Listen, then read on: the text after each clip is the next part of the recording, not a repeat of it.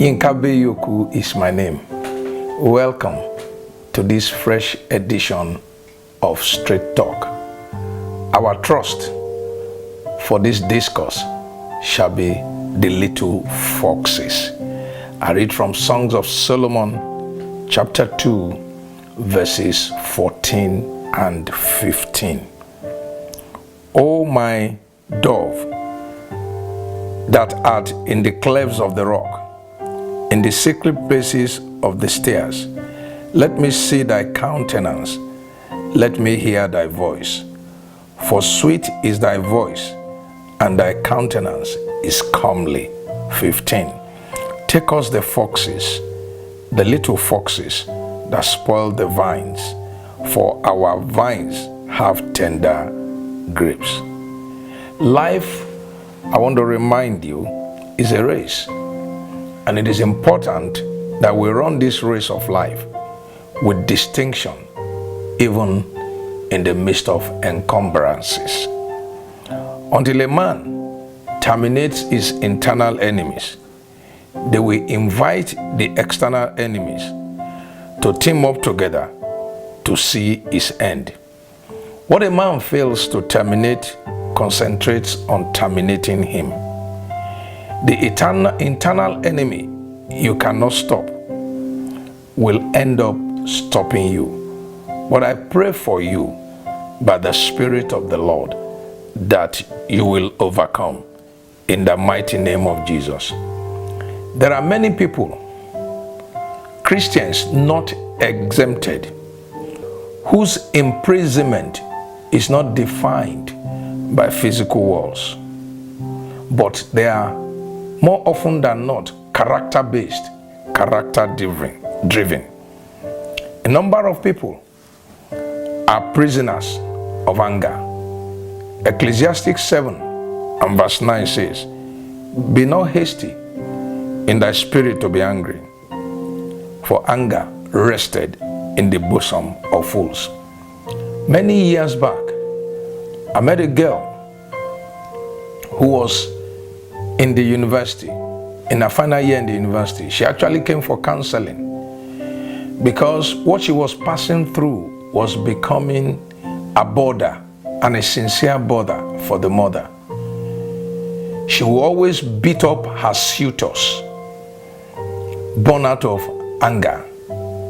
She's done it once, she's done it twice. And the mother, being concerned, now brought her for counseling.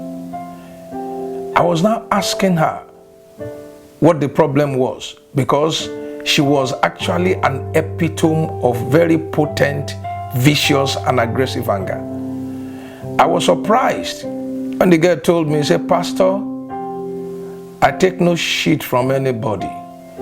You try to mess me up, I fix you up."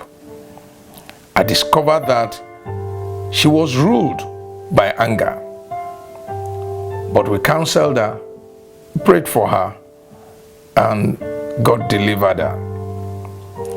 And I need you to also understand that these character deficiencies take no cognizance of title. I heard about a pastor who was a beautiful teacher, but when the spirit of anger descends upon him, he can slap anybody in church. I need to counsel, I need to advise you. Please have total and complete rule over your emotions. Remember, it was the anger of Moses that prevented him from entering the promised land. Some leaders have simultaneously put into play what it takes to gather and to scatter a crowd, and as a result, they cannot even show the fruit of their labor. For some people, their imprisonment is laziness. They are so lazy that making an effort in any endeavor is like confronting a giant. Their laziness turns molehills into mountains. Giants are not necessarily by size. Giants are not by height or by age. They become giants to the extent by which they can resist opposition. Sometimes, what you consider a giant, which has strongly resisted your full strength, may suddenly collapse at the slightest and faintest push the second time around. This is why you must continue to make effort until you reach your goal. For some people, their prison is lust of the flesh. I heard the story of a man who looked forward excitedly to Mondays because he was going to meet his secretary on Monday in the office again, having been separated from the secretary during the weekend.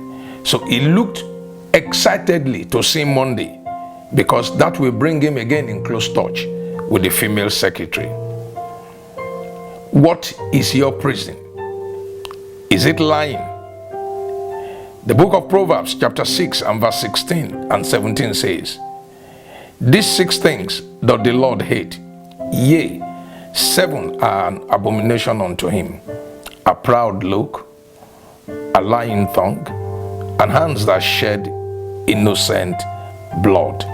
Proverbs 12:22 says, "Lying lips are abomination to the Lord, but they that deal truly are his delight."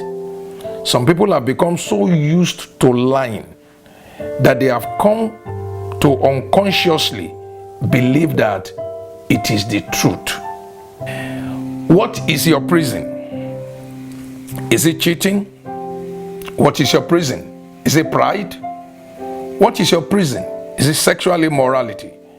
Is it gossip? Is it talkativeness? Some people, they are so given to talkativeness that they have forgotten that time is a resource that is not renewable.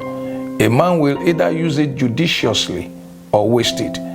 I remember a sister who once was going for a Bible study and met a friend on the way, and they started discussing and they were there discussing for about 1.5 hours. And by the time the people that went for Bible study were coming back, they met her there still discussing.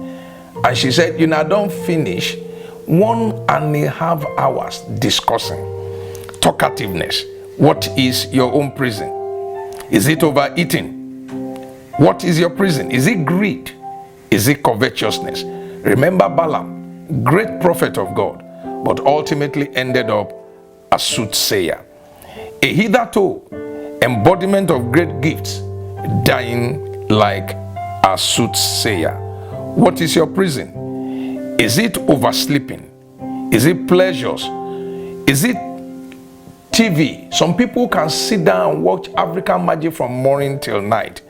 Whatever it is, destroy it today so that you can have a better life. Remember, what a man does first determines what God will do next. Bye for now.